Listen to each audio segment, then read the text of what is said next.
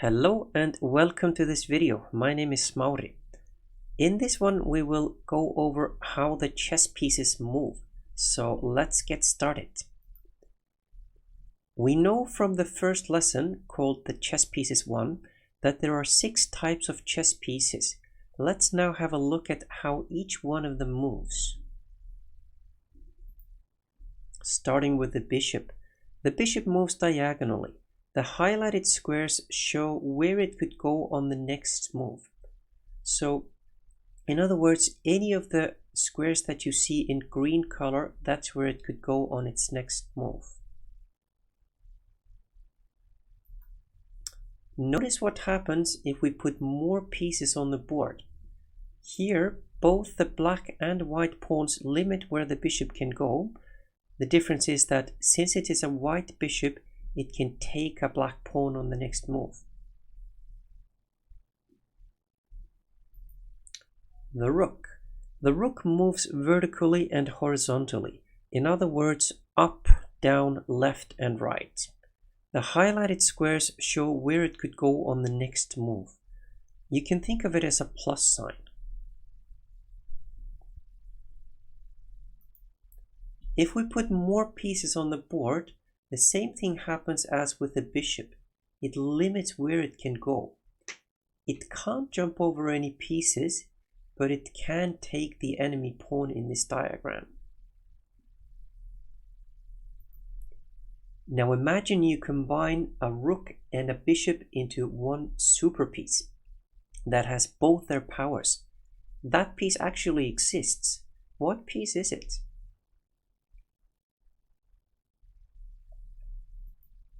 It's the queen. The queen is the most powerful piece on the chessboard. She can move up, down, left, right, and diagonally. In other words, like a rook and a bishop. Just like before, if we put more pieces on the board, that limits where the queen can go.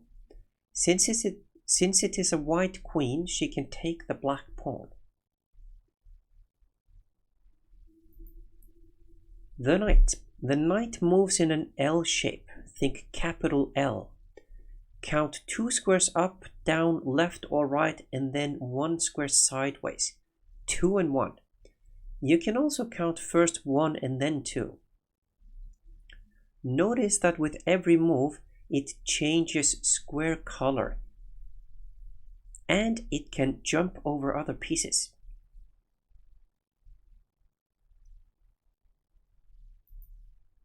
The king. The king moves 1 square in every direction. It is the only piece that can never be taken. Both players must always have their king on the board. The king can, however, be checkmated, and that's how you win the game. Because the king cannot be taken, he must never go to a square that is attacked by an opponent's piece. In other words, he must never walk into check.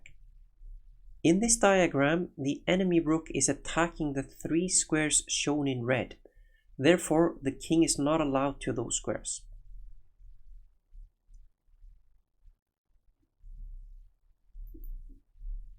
The black bishop is attacking the squares shown in red. Therefore, the white king cannot go there. He can go to any of the squares shown in green.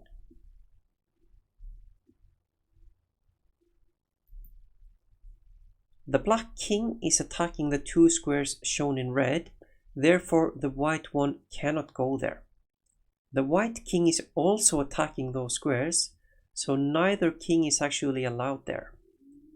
The white king can go to any of the green squares.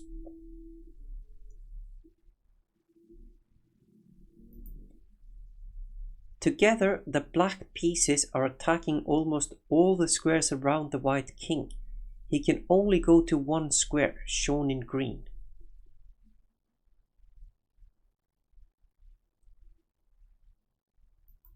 And now the pawn.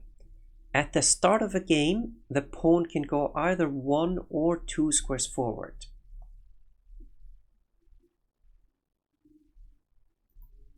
Once a pawn has moved, it can only go 1 square forward, not 2 anymore.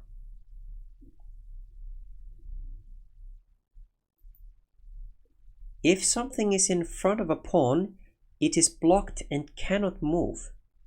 Here, neither of those pawns can move.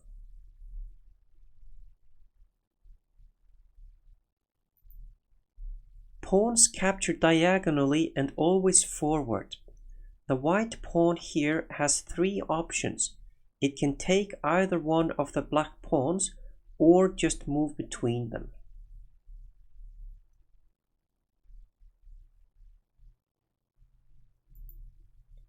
Pawns want to reach the other end of the board because that's when the magic happens.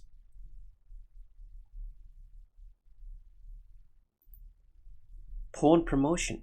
When a pawn gets to the other end of the board, it gets promoted to a bigger piece.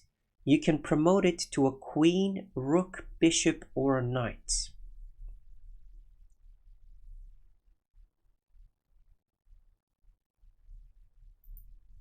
In most cases, promoting your pawn to a queen is the best choice, since the queen is the strongest piece.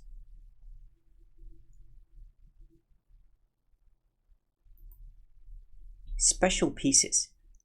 Pawns can never go backwards, only forward. Pawns don't capture like they normally move. So they capture diagonally, but they move otherwise straight forward. And pawns can be promoted. So these are the 3 things that make pawns special. Knights can jump over other pieces. And finally, kings cannot be taken, but they can be checkmated. Checkmate your opponent's king and you win the game.